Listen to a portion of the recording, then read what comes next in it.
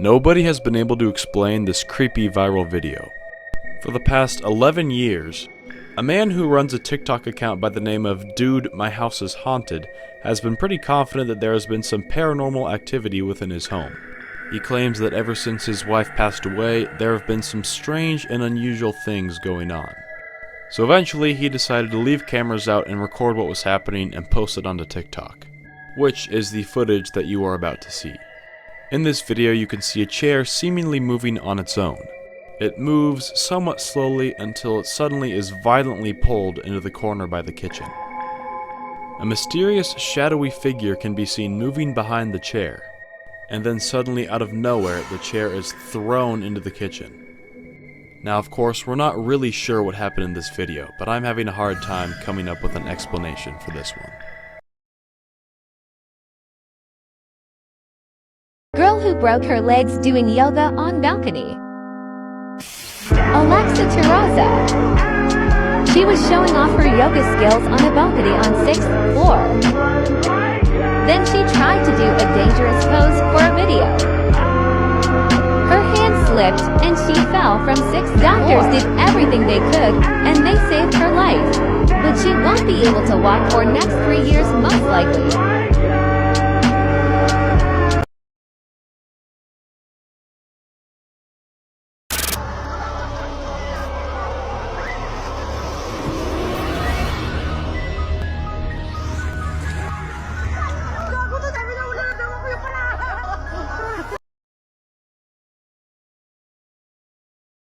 I convinced my little cousin to play the cursed red door yellow door game with me.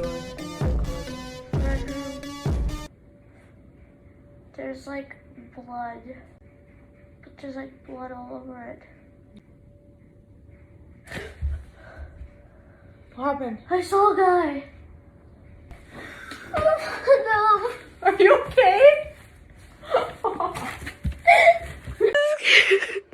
don't want to play this game anymore.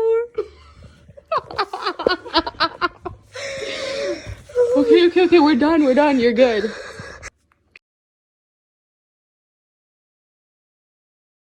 So I'm confident that I would have become a missing persons case.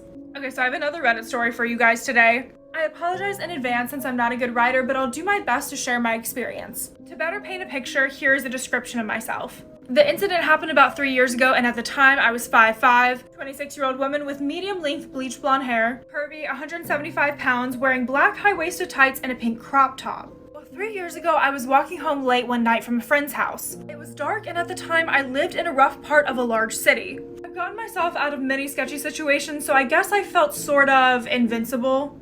Like nothing truly scary could ever happen to me. When I walk alone, I always stay very alert and aware of my surroundings for my own safety, just in case. About halfway home and roughly 10 minutes from my apartment, I noticed a van start to follow me. I was used to this since in my city, it was very common for a young woman to be propositioned for eggs work, especially in a rough area like this. It's embarrassing how desensitized to all this I was. I did my usual and crossed the road so that I would be walking beside the traffic heading in the other direction. I wasn't scared, just annoyed. The van then turned down a side street and back onto the road that I was on and pulled up there. And honestly, at this point, I still wasn't scared. Again, this has happened to me so many times, it didn't matter if I was wearing something that showed more skin or if I was wearing a zipped up coat. This area was just notorious for that kind of thing. I decided to be firm and I told the person sternly, I'm not interested. But that's when I noticed that there was 2 men sitting in the van. They looked almost identical and may have even been twins. Go to part 2.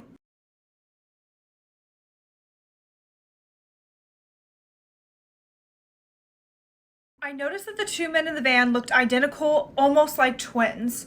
They both had dark eyes and dark hair. I was super annoyed and crossed the road again in order to get away. At this point, I figured that this would be enough for them to stop following me, but they didn't. They kept circling back every single time I crossed the road. I've never had to put that much effort into getting a perv to stay away from me. So this is when I started to feel like I was really unsafe. They zipped past me at the speed the traffic was flowing in and I yelled for them to F off. And I thought that this had finally worked. It had been 3 minutes and I hadn't seen the van, so I thought that I was in the clear. Just in case, I went ahead and pulled my phone out and was about to call my sister who I lived with. Just then, the van pulled up to me very quickly, and before I could even think, one of the men jumped out of the van. He then opened the back door and approached me quickly in an aggressive manner as if he was going to scoop me up and throw me into the vehicle. The traffic in that area is very inconsistent, and at that point it was dead, and I imagine this is what they were waiting for. And just as the man was about to place his hands on me, I tilted my phone and said, "You are being filmed in my live video chat." I gave my friends your license plate number and the police have been notified. Even though I was absolutely terrified, I didn't let it show. The man paused like he was considering if I was bluffing or telling the truth, so I tilted the phone more as if to give the fake audience a better look at him. He jumped back into the van and they sped off. I've never been the same since that night, and I'm afraid of walking alone now, even in the daytime. I'm definitely going to be saving this in my back pocket just in case this situation ever happens to me. Let me know what Reddit story I should do next.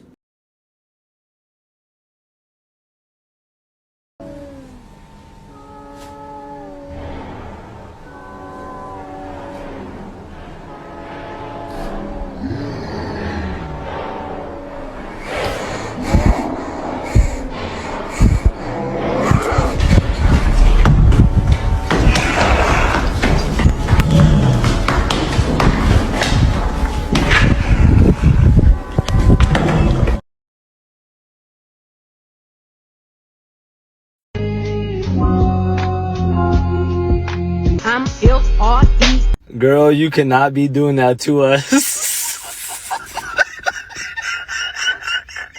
When she wants to meet your dad, but so do you.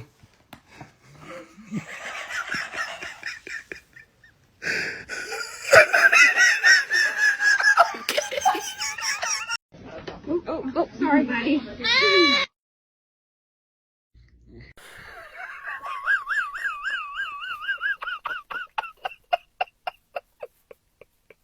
I'm the only guard left in this facility willing to work the night shift.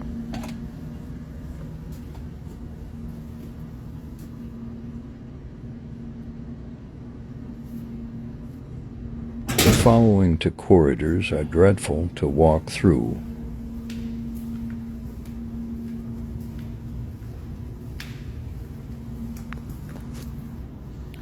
Something bad happened here.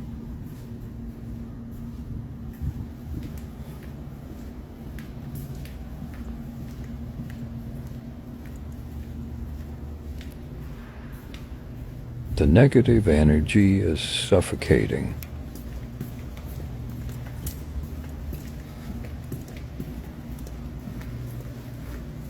The next walk through is at 3 a.m.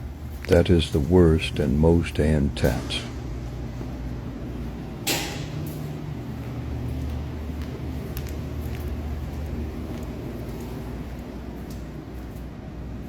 Strange things happen here often. I will try to capture it on video.